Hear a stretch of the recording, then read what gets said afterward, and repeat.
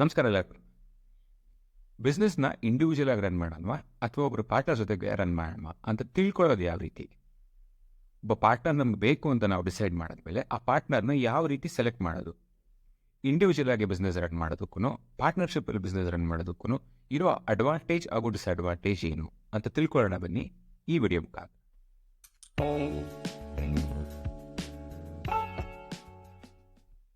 ಬನ್ನಿ ತಿಳ್ಕೊಳ್ಳೋಣ ನಮ್ಮ ಬಿಸ್ನೆಸ್ ಐಡಿಯಾಗೆ ಒಬ್ಬ ಪಾರ್ಟ್ನರ್ ಬೇಕೋ ಬೇಡವೋ ಅಂತ ಯಾವ ರೀತಿ ಡಿಸೈಡ್ ಮಾಡೋದು ಅಂತ.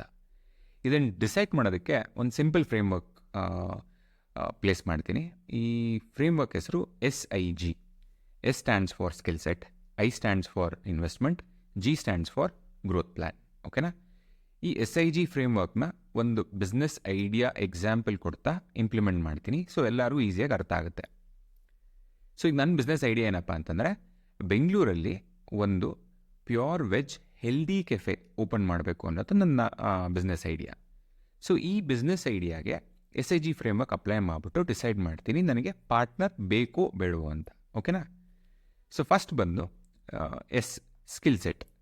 ಈ ಒಂದು ಕೆಫೆನ ಓಪನ್ ಮಾಡೋದಕ್ಕೆ ನನಗೆ ಏನೇನು ಸ್ಕಿಲ್ ಸೆಟ್ ಬೇಕು?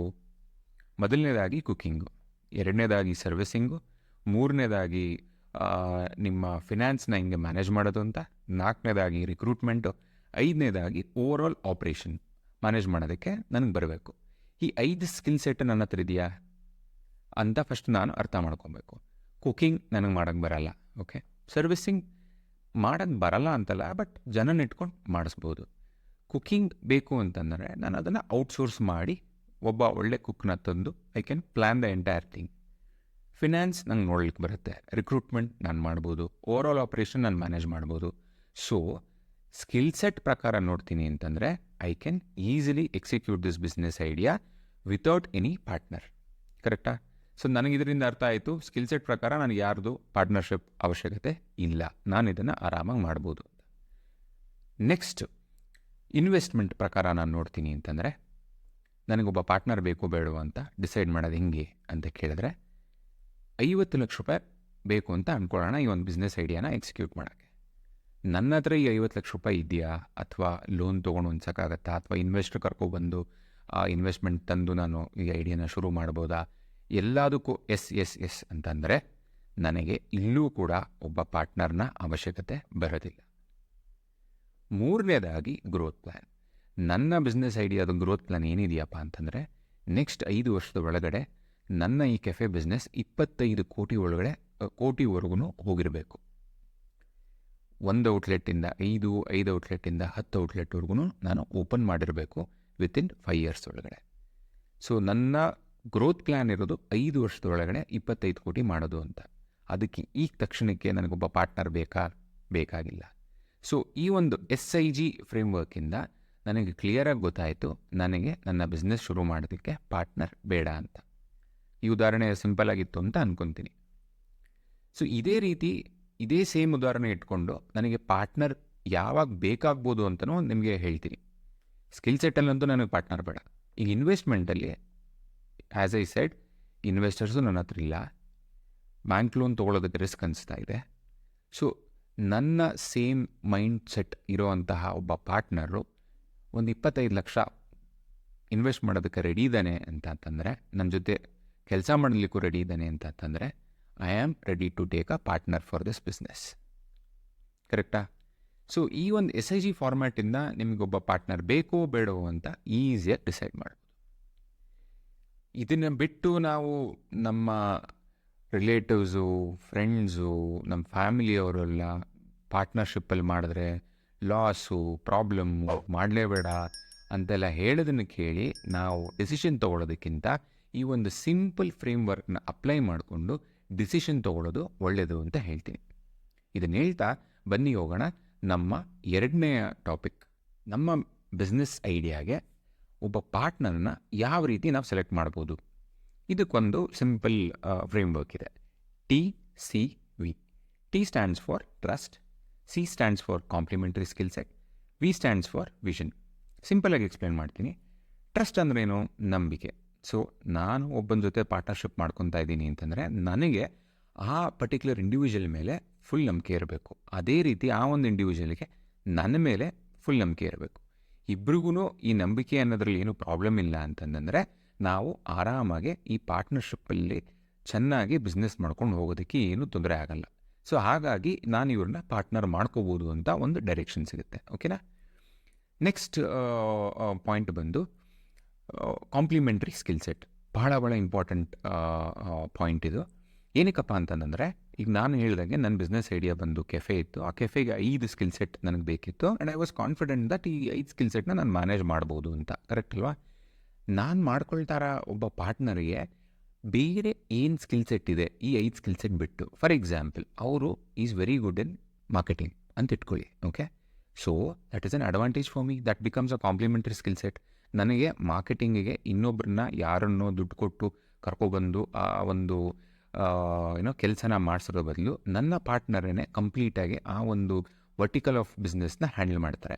ನನಗೆ ನಂಬಿಕೆನೂ ಇದೆ, ನನಗೆ ಮಾರ್ಕೆಟಿಂಗ್ ಬೇಕಾಗಿರೋದನ್ನು ಕಮ್ಮಿ ಖರ್ಚಲ್ಲಾಗಲಿ ಜಾಸ್ತಿ ಖರ್ಚಲ್ಲಾಗಲಿ ಅಚ್ಚುಕಟ್ಟಾಗಿ ಮಾರ್ಕೆಟಿಂಗ್ ಮಾಡ್ತಾರೆ ಅನ್ನೋ ಒಂದು ನಂಬಿಕೆ ಇರುತ್ತೆ. This becomes a complementary skill set. So ಈ ಒಂದು ಬಾಕ್ಸ್ ಟಿಕ್ ಆಗ್ತಿದ್ದಂಗೆ ನನಗೆ ಒಂದು ಒಳ್ಳೆ ಡೈರೆಕ್ಷನ್ ಸಿಗುತ್ತೆ. ಈ ಒಂದು ಇಂಡಿವಿಜುವಲ್ ನಾನು ಆರಾಮಾಗಿ ಬಿಸ್ನೆಸ್ಸಲ್ಲಿ ಪಾರ್ಟ್ನರ್ ಮಾಡ್ಕೊಬೋದು ಅಂತ. ಮೂರನೇದು ಬಂದು ವಿಷನ್. ಓಕೆ, ಇದೂ ಬಹಳ ಇಂಪಾರ್ಟೆಂಟ್ ಪಾಯಿಂಟ್ ಆಗುತ್ತೆ. ನನಗೆ ನನ್ನ ಬಿಸ್ನೆಸ್ ವಿಷನ್ ಏನಿತ್ತು, 5 ವರ್ಷದಲ್ಲಿ 25 ಕೋಟಿ ಟರ್ನ್ ಓವರ್ ಮಾಡಬೇಕು ಅಂತ. ಈಗ ನನ್ನ ಪಾರ್ಟ್ನರ್ಗೆ ಅದೇ ಸೇಮ್ ವಿಷನ್ ಇಲ್ಲೇ ಹೋದರೂ ಕೂಡ ನನ್ನ ವಿಷನ್ ಕೇಳಿ ಅವ್ರಿಗೆ ಇಷ್ಟ ಆಗಿ ಇಲ್ಲ ನಾನು ನಿನ್ನ ವಿಷನ್ ಜೊತೆಗೆ ಕೈ ಸೇರಿಸ್ತೀನಿ, ಒಟ್ಟಿಗೆ ಸೇರಿ ಈ ಒಂದು ವಿಷನ್ನ ಅಚೀವ್ ಮಾಡೋಣ ಅಂತಂದರೆ ವೆರಿ ಗುಡ್, ಆ ಬಾಕ್ಸು ಟಿಕ್ ಆಗುತ್ತೆ. ನಾನು ಆರಾಮಾಗಿ ಈ ಒಂದು ಇಂಡಿವಿಜುವಲ್ನ ನನ್ನ ಬಿಸ್ನೆಸ್ ಐಡಿಯಾಗೆ ಪಾರ್ಟ್ನರ್ ಆಗಿ ಸೇರಿಸ್ಕೊಬೋದು. ಅದೇನೇ ಅವ್ರಿಗೆ ಆ ವಿಷನ್ ಇರಲಿಲ್ಲ ಅಂತ ಇಟ್ಕೊಳ್ಳಿ, ನಾನು ಇಷ್ಟು ದುಡ್ಡು ಹಾಕ್ತೀನಿ, ಫಸ್ಟ್ ನಾನು ಈ ದುಡ್ಡು ಎತ್ಕೊಬೇಕು, ಆಮೇಲೆ ನೋಡೋಣ, ನನಗೆ ಅಷ್ಟೊಂದು ಬೇಕಾಗೂ ಇಲ್ಲ ಅಂಥರ ಎಲ್ಲ ಇದೆ ಅಂತಂದರೆ ನೀವು ಮುಂದೆ ಇಳಿತೀರಾ, ಅವರು ಹಿಂದೆ ಹೋಗ್ತಾರೆ. ಸೊ ಇದೂ ನಿಮಗೆ ರಬ್ ಆಫ್ ಕ್ರಿಯೇಟ್ ಮಾಡುತ್ತೆ. ಈ ಒಂದು 3 ಪಾಯಿಂಟ್ಸ್ನ ಇಟ್ಕೊಂಡು, ಈ ಒಂದು ಫ್ರೇಮ್ವರ್ಕ್ನ ಇಟ್ಕೊಂಡು ನಾವು ನಮ್ಮ ಬಿಸ್ನೆಸ್ ಪಾರ್ಟ್ನರ್ನ ಸೆಲೆಕ್ಟ್ ಮಾಡಿದ್ರೆ ನಮ್ಮ ಬಿಸ್ನೆಸ್ನಲ್ಲಿ ಪ್ರಾಬ್ಲಮ್ಸ್ಗಳು ಕಮ್ಮಿ ಆಗುತ್ತೆ ಅಂತ ಹೇಳಲಿಕ್ಕೆ ಇಷ್ಟಪಡ್ತೀನಿ. ಇದನ್ನು ಹೇಳ್ತಾ ನಾನು ಈ ಟಾಪಿಕ್ನ ಮುಗಿಸ್ತಾ ಇದ್ದೀನಿ. ಬನ್ನಿ ನೆಕ್ಸ್ಟ್ ಟಾಪಿಕ್ಗೆ ಹೋಗೋಣ. ಒಬ್ಬ ಪಾರ್ಟ್ನರ್ ಇರೋದರಿಂದ ಅಥವಾ ನಾವು ಒಬ್ಬರೇ ಬಿಸ್ನೆಸ್ ರನ್ ಮಾಡೋದರಿಂದ ಅಡ್ವಾಂಟೇಜಸ್ ಏನಿದೆ, ಡಿಸ್ಅಡ್ವಾಂಟೇಜಸ್ ಏನಿದೆ ಅಂತ ಬನ್ನಿ ತಿಳ್ಕೊಳ್ಳೋಣ. ಇಂಡಿವಿಜುವಲ್ ಆಗಿ ಬಿಸ್ನೆಸ್ ಶುರು ಮಾಡಿದ್ರೆ ಅದರದ್ದೇ ಆದಂಥ ಅಡ್ವಾಂಟೇಜ್ಗಳೇನು, ಡಿಸ್ಅಡ್ವಾಂಟೇಜ್ಗಳೇನು ಅಂತ ಎರಡಕ್ಕೂ 4 ಎಕ್ಸಾಂಪಲ್ ಕೊಡ್ತೀನಿ ನಾನು. ಮೊದಲನೇದಾಗಿ ಅಡ್ವಾಂಟೇಜ್ ಬಗ್ಗೆ ಮಾತಾಡಬೇಕು ಅಂತಂದರೆ, ಮೊದಲನೇ ಅಡ್ವಾಂಟೇಜು ನಿಮಗೆ ಫುಲ್ ಕಂಟ್ರೋಲ್ ಇರುತ್ತೆ ನಿಮ್ಮ ಬಿಸ್ನೆಸ್ಸಲ್ಲಿ. ಡಿಸಿಷನ್ಸ್ಗಳು ಭಾಳ ಬೇಗನೆ ನೀವು ತೊಗೋಬೋದಾಗುತ್ತೆ. ಎರಡನೇ ಅಡ್ವಾಂಟೇಜ್ ಮಾತಾಡಬೇಕು ಅಂತಂದರೆ, which is very lucrative to think of, entire profit ನಮ್ಮದೇ ಆಗಿರುತ್ತೆ. ಪ್ರಾಫಿಟ್ ಶೇರಿಂಗ್ ಅಂತ ಏನೂ ಇರೋದಿಲ್ಲ, ವಿಚ್ ಫೀಲ್ಸ್ ರಿಯಲಿ ಗುಡ್. ಮೂರನೇದು ಬಂದು ನಿಮ್ಮ ಬಿಸ್ನೆಸ್ಸಲ್ಲಿ ಫ್ಲೆಕ್ಸಿಬಿಲಿಟಿ ಇರುತ್ತೆ. ನೀವೇನೇ ಚೇಂಜಸ್ ತರಬೇಕು ಅಂತಂದ್ರೂ ನಿಮ್ಮ ಬಿಸ್ನೆಸ್ ಇಂಪ್ರೂವ್ಮೆಂಟ್ಗಾಗಲಿ ಅಥವಾ ಬಿಸ್ನೆಸ್ ಪ್ಲ್ಯಾನ್ ಚೇಂಜ್ ಮಾಡೋದಕ್ಕಾಗಲಿ ಈಸಿಯಾಗಿ ಮಾಡ್ಬೋದು, ಯಾರದೇ ಆದ ಸೈನ್ ಆಫ್ಗಳು ಬೇಕಾಗಿರೋದಿಲ್ಲ. 4ನೇ ಅಡ್ವಾಂಟೇಜ್ ಬಗ್ಗೆ ಮಾತಾಡಬೇಕು ಅಂತಂದರೆ, ನಿಮ್ಮ ವಿಷನ್ ಕ್ಲಾರಿಟಿ ತುಂಬಾ ಚೆನ್ನಾಗಿರುತ್ತೆ. ಡಿವಿಯೇಷನ್ಸ್ಗಳು ಬೇಕಾಗಿರಲ್ಲ. ಅದನ್ನು ಅಚೀವ್ ಮಾಡೋದಕ್ಕೆ ನೀವು short term goal, long term goals ಅಂತ ಪ್ಲ್ಯಾನ್ ಮಾಡ್ಕೊಂಡು ಅದನ್ನು ಕಂಪ್ಲೀಟಾಗಿ ಅಚೀವ್ ಮಾಡೋದಕ್ಕೆ ಮುಂದೆ ಹೋಗ್ಬೋದು. ಇದೇ ರೀತಿ ನೀವು ಡಿಸ್ಅಡ್ವಾಂಟೇಜ್ ಮಾತಾಡಬೇಕು ಅಂತಂದರೆ, ಮೊದಲನೇ ಡಿಸ್ಅಡ್ವಾಂಟೇಜ್ ನನಗೆ ಎತ್ತಿ ಕಾಣೋದು ಏನಪ್ಪ ಅಂತಂದರೆ high risk, be it from investment point of view or be it from running the overall business. ನಿಮಗೆ ಒಬ್ಬರೇ ಇದ್ದೀವಿ ಅಂತಂದರೆ ರಿಸ್ಕ್ ತುಂಬಾ ಜಾಸ್ತಿ ಇರುತ್ತೆ. ಎರಡನೇದಾಗಿ ವರ್ಕ್ ಲೋಡು, ಸಿಕ್ಕಾಪಟ್ಟೆ ವರ್ಕ್ ಲೋಡು.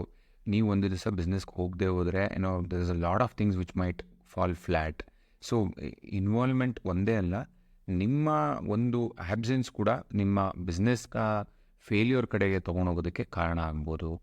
ಮೂರನೇ ಡಿಸ್ಅಡ್ವಾಂಟೇಜ್ ಬಂದು ಏನಪ್ಪ ಅಂತಂದರೆ scalability. You cannot easily scale. ಈಗ ನಿಮ್ಮ ವಿಷನ್ ಇದೆ 25 ಕೋಟಿ ಬಿಸ್ನೆಸ್ ಮಾಡಬೇಕು 5 ವರ್ಷದಲ್ಲಿ ಅಂತ, ಬಟ್ ಅದನ್ನು ಮಾಡಬೇಕು ಅಂದರೆ ನಿಮ್ಗೆ ಇನ್ವೆಸ್ಟ್ಮೆಂಟ್ಗಳು ತರಬೇಕಾಗುತ್ತೆ. ಇನ್ವೆಸ್ಟರ್ಸ್ಗಳು ಈಸಿಯಾಗಿ ಬರಲ್ಲ ಇಂಡಿವಿಜುವಲ್ ಓನರ್ ಇರೋ ಕಡೆಗೆ. So all these will become a hurdle.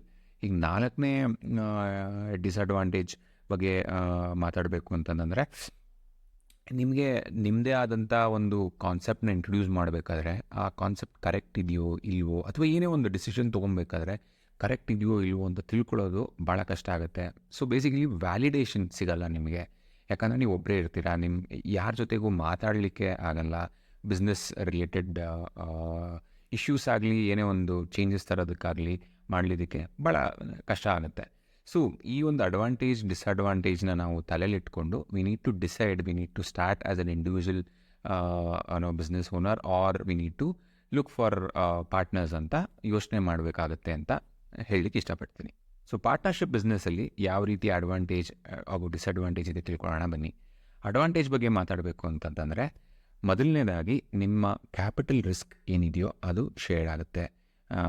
Partnership ಬಿಸ್ನೆಸ್ಸಲ್ಲಿ ನಿಮಗೆ ನಿಮ್ಮ ಕೆಲಸಗಳೇನಿದೆ, ವರ್ಕ್ ಲೋಡ್ ಏನಿದೆ ಅದು ಕೂಡ ಶೇರ್ ಆಗುತ್ತೆ.